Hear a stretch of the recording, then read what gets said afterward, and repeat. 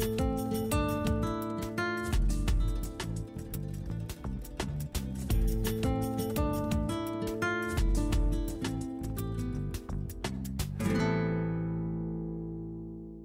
like to welcome our campuses in Sapulpa and Coweta, and those who may be watching online.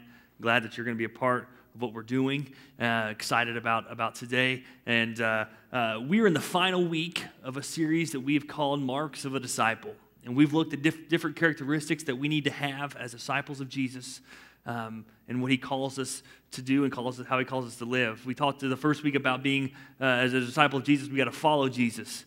And to follow Jesus is to obey him and obey what he teaches. The next week we talked about to be a disciple of Jesus, we have to be changed by Jesus, and the idea that we're being changed from our sinful nature to a life that produces spiritual fruit. Last week we talked about as a disciple of Jesus, we've got to be committed to his mission. And Jesus' mission and God's mission has always been and always will be that people would come to know the saving knowledge that Jesus gave us and the grace that he gave us on the cross.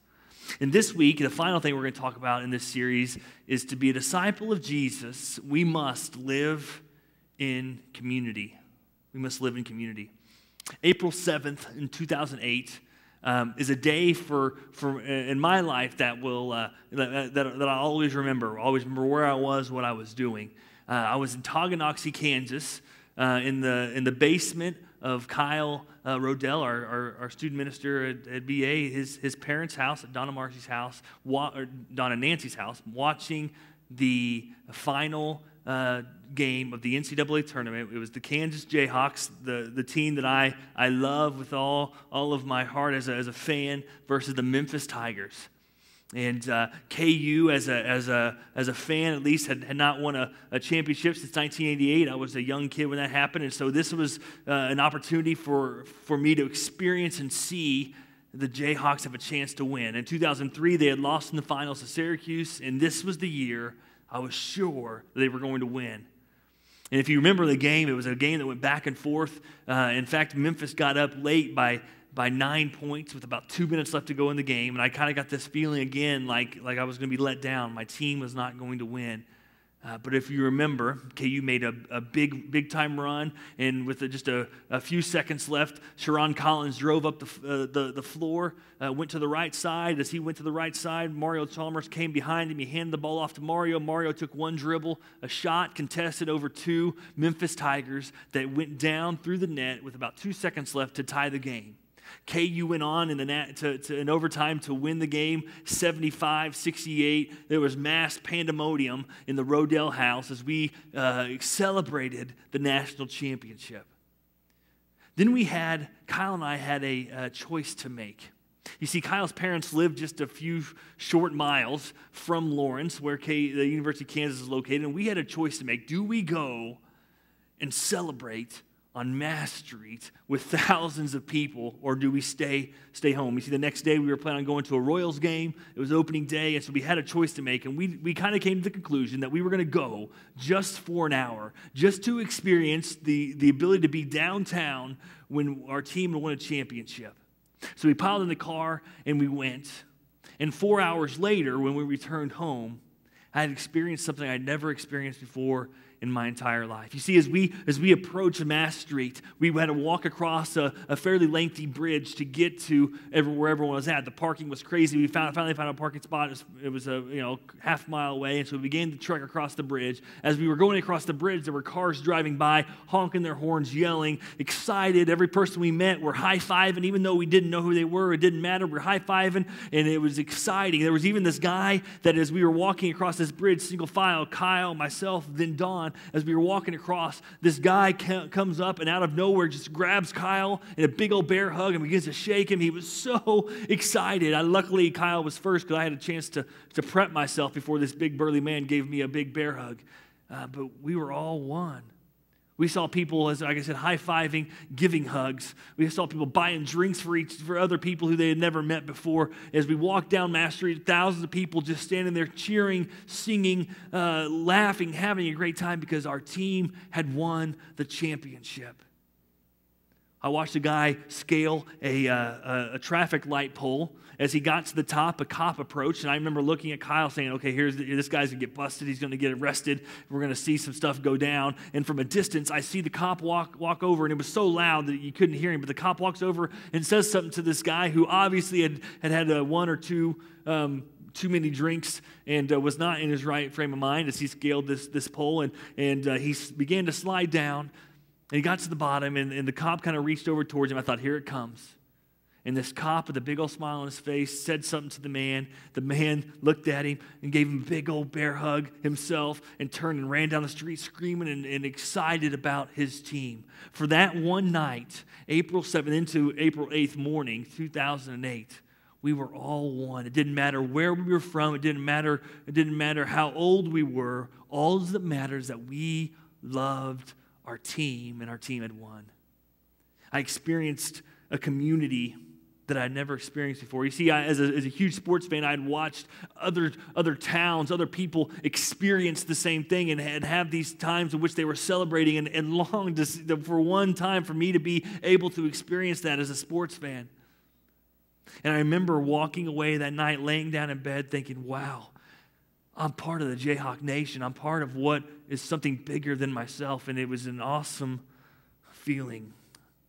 You see, our human nature longs to belong to something, to belong to a community. Even if you're introverted, even if you're shy, you long to be connected to community. You need community in your life. As disciples of Jesus, we need community. And not just to be connected and not just to have Christian community, but we need to live in community.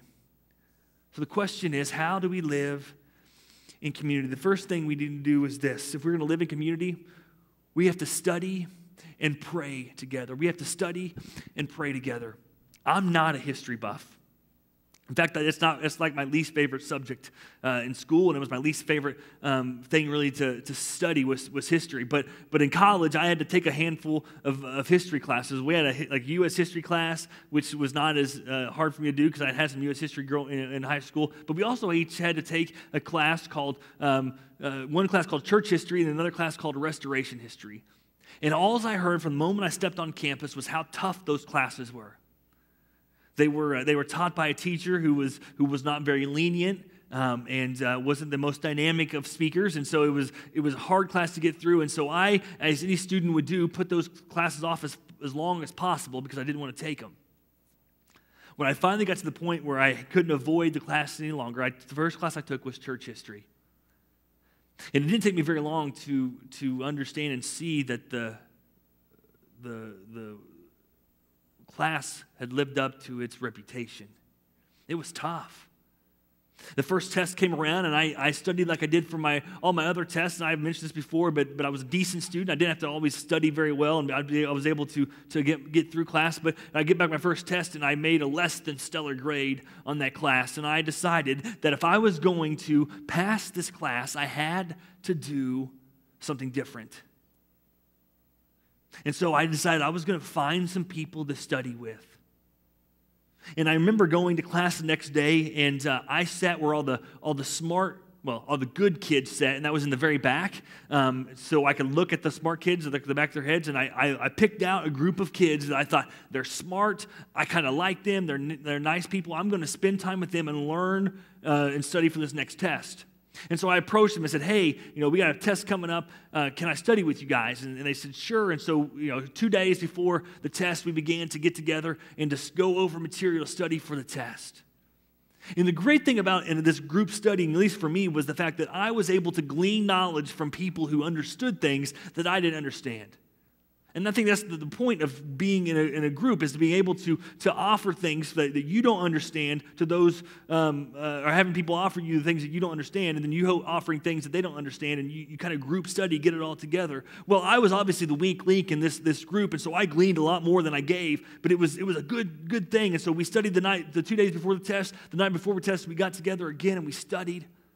And then we got up, and the next day we went and we took the test. We all walked in that morning very confident about what was going to take place and how we were going to do. And then we took the test. And normally in situations like that, these guys really weren't my friends. We weren't necessarily around the same social circles, and so we didn't spend a whole lot of time outside of class. I didn't spend a whole lot of time with them. But for this one instance, because we had spent time studying together, we wanted to know how each other did. So the day came when our professor said, hey, the tests are graded, they'll be in your box. And we all, after class was over, walked over to pick up our test. And one by one, we got our test back and we looked. And the kids who I had studied with, they all got good grades. They got to me. And they encouraged me that next time I was going to do better. And it was good encouragement. But we cared about what they were going to do because we had spent time together studying for the test, and that class brought us together so that we cared how they did and cared how our grades were. You see, the early church understood this idea of being together, understood this idea of needing to come together to study and to pray and to figure things out. They didn't have Bibles like we did. They didn't have the ability to go home and personally have their own study time. They had to listen and go and learn and then get together and talk about what they had heard and glean from each other. Acts chapter 2, we have the early church. Things are exploding. Things are going well. And it says this in Acts 2:42, that they devoted themselves to the apostles' teaching, to the fellowship, to the breaking of bread, and to prayer. I want to focus on those first two things, the apostles' teaching and to prayer. See, this is what was going on. The church has exploded. Jesus has died, has resurrected, has ascended to heaven. The apostles, the Holy Spirit comes upon them. They go out at Pentecost and they're spreading the word. Things are going fantastic. The church is exploding. And it says the early church did this. They devoted themselves to the apostles' teaching and to prayer. I can imagine in my mind these church members getting together because they don't fully understand what's going on, and they're sitting in homes and they're studying and they're talking about what they've heard. They're talking about what has happened, and they're praying together, and they're doing what it takes in order to know Jesus more. You see, that became their focus. They devoted themselves. When you devote yourself to something, it's not something you do half-heartedly. You get in it, and that is what your passion is about. They devoted themselves to those things, to pray and to learn. And if we're going to be disciples of Jesus, that must become our focus as well. It requires effort on our part. It requires us to decide this is what we're going to do, and this is how we're going to know who Jesus is, and we're going to pursue him through his word.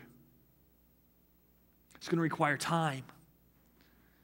But disciples of Jesus, as disciples of Jesus, we must study and pray together so that we may know the Lord Jesus better. And that happens in a group. It happens in community.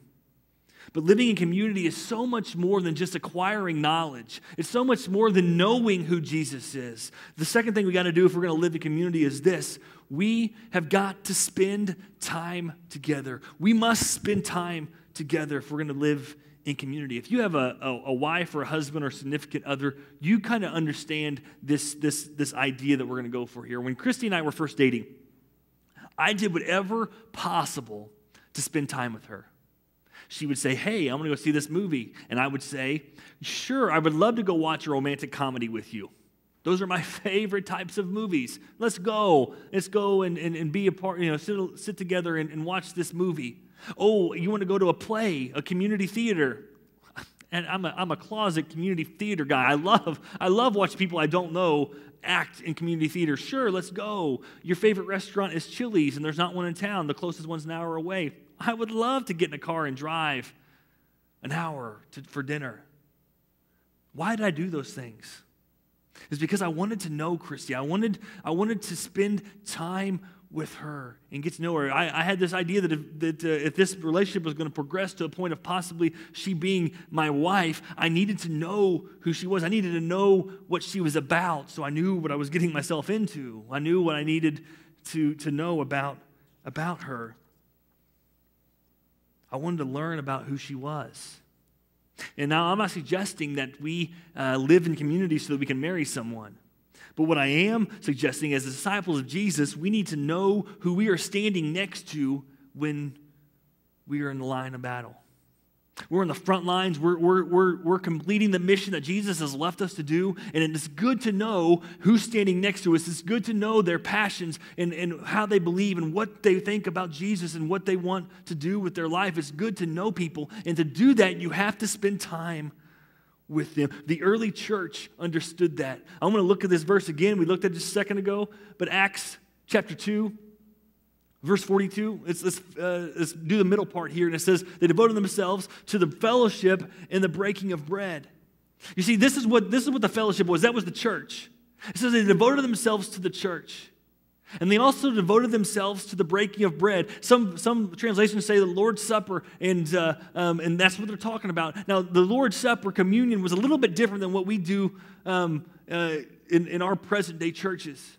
Today it's a very personal time, and that's a good thing. It's a good thing to spend time thinking about what Jesus did for us on the cross and the forgiveness we have for sins. But that's not what it was in the first century church. It was an actual meal in which they were sitting down, and maybe they were still talking about what Jesus did from the cross, but they were together in a meal. They were devoting themselves to the church and to spending time together. It was more than just a casual conversation or a casual friendship. There was an actual intimacy that was happening.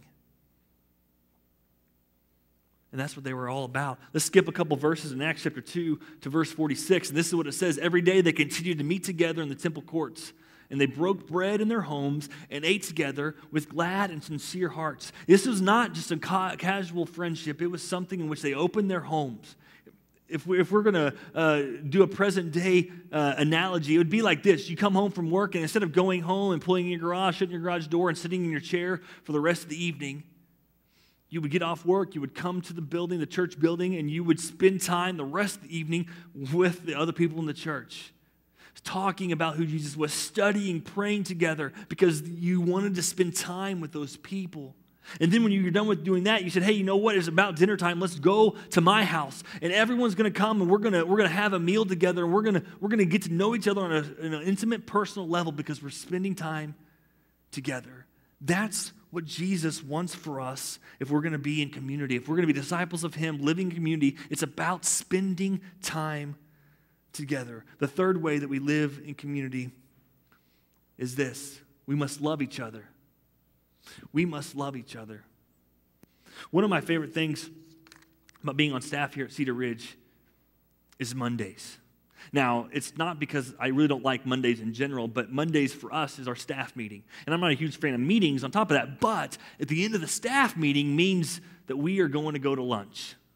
And we, for the most part, we do that as a staff, and it's kind of a sacred day. There are times in which not everyone can come, but for the most part, every Monday, our entire staff goes and has lunch together.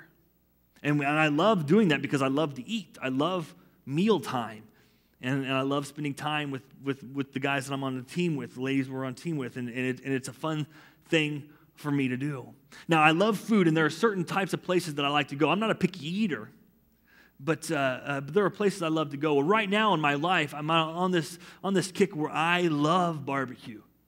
Barbecue has always been a good meal choice for me, but especially here recently, that's been a thing that it just draws me in. If I drive by a barbecue restaurant, I'm picking them out as I'm driving down the road. That's the first sign I see is a barbecue sign, and I notice where it's at. And if I happen to have my window down when it's not 180 degrees outside, and you can smell the barbecue, it just draws me in. And there's nothing I love everything there is about barbecue. I love the smell. I love the sauce. I love the entrees, the different types of meat that are there. I love the sweet tea you can get at a barbecue. I love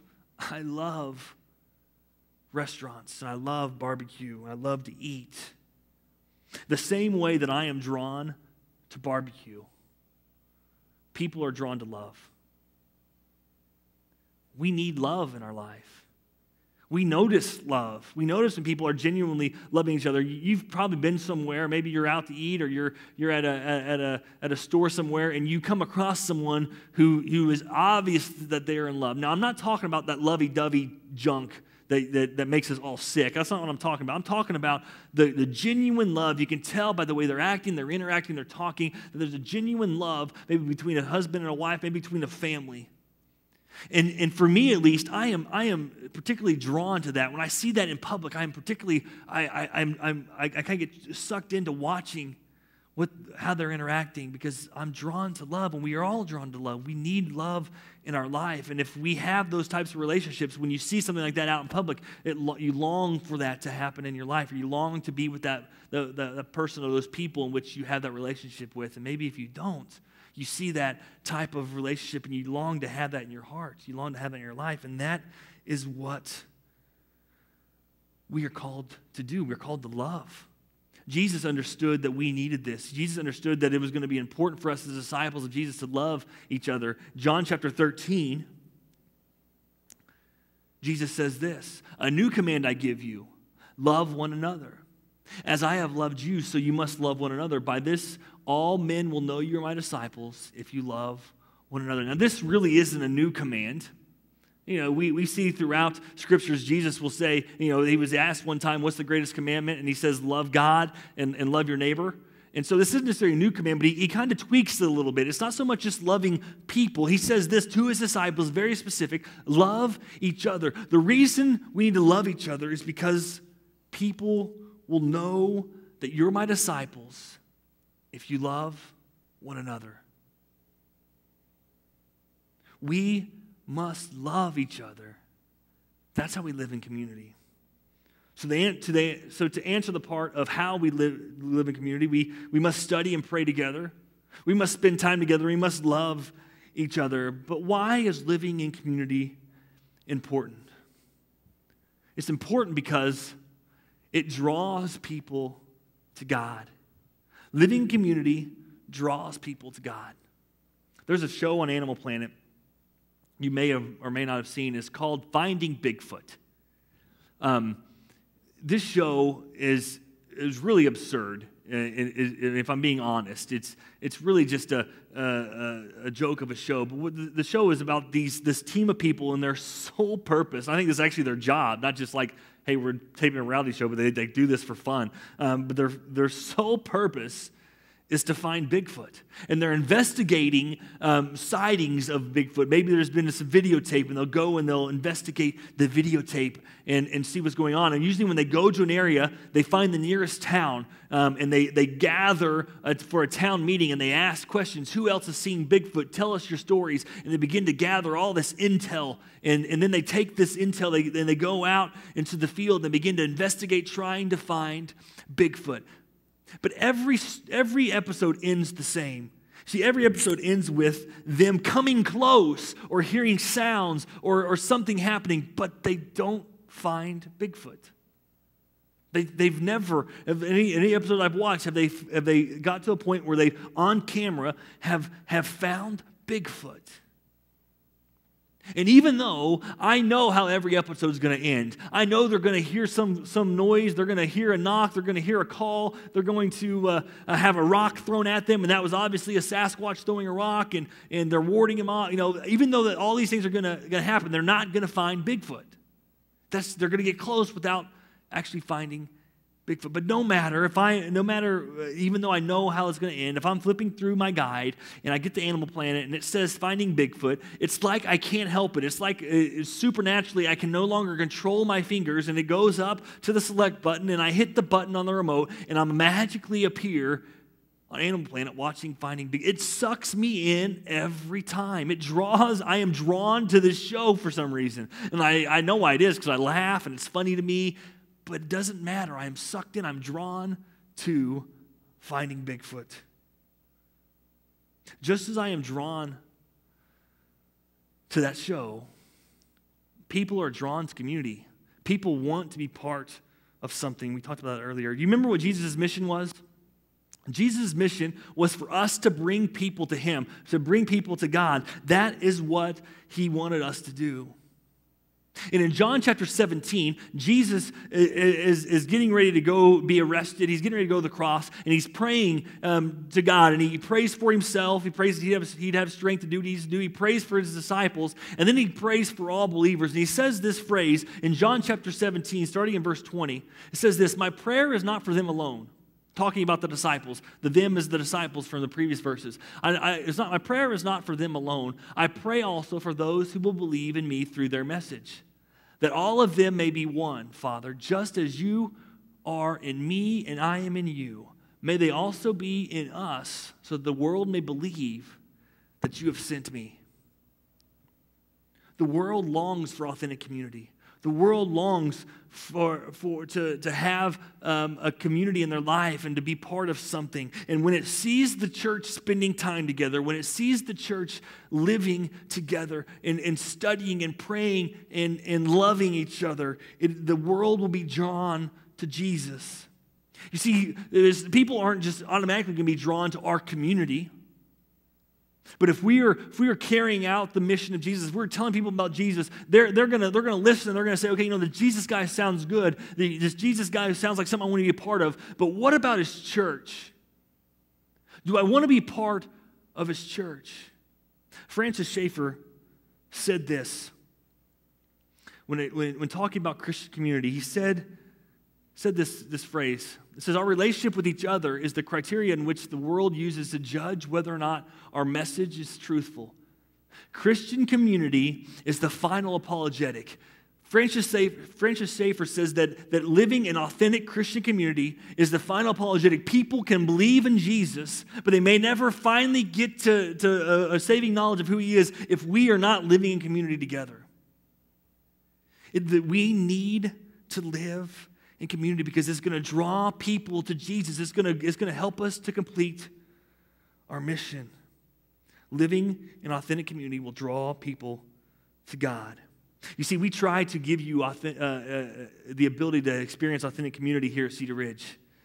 In fact, I'm excited about some things that are going to be happening in the near future, the things we're going to be doing in regards to community, and we're going to challenge you to be involved in some sort of community for an 8-week period to understand and see how God works when we live in authentic community.